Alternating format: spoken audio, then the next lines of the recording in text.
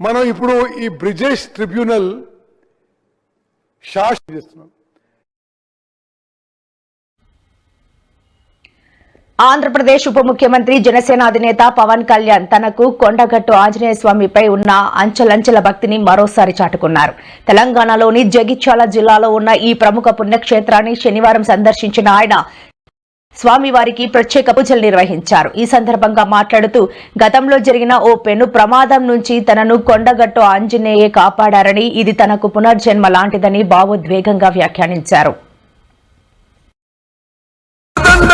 మన కళ్యాణన్న తెలంగాణ గడ్డ మీద గడుగేశాడు పవన్ కళ్యాణన్న. కొండగట్టు అంజన్న గంటదండతో మన కళ్యాణన్న.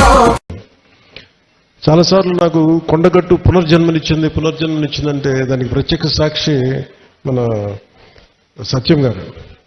నాకున్న సన్నిహితులు స్నేహితులు అందరూ ఉండే మధ్యలో మేము ఇక్కడికి వచ్చి శ్రవణ్ కానీ మేము అందరం ఇక్కడికి వచ్చినప్పుడు యాక్సిడెంట్ అయితే హైటెన్షన్ వైర్ తగిలేదు. ఎలా మిస్ అయింది, ఎలా బతుకున్నా ఈ రోజుకి తెలియదు. అందుకే నాకు కొండగట్టు ఆంజనేయ స్వామి మీద నాకు అపారమైన భక్తి, అపారమైన గౌరవం, అపారమైన కృతజ్ఞత. ఈరోజు అర్చక ప్రముఖులు కోరుకున్నారు.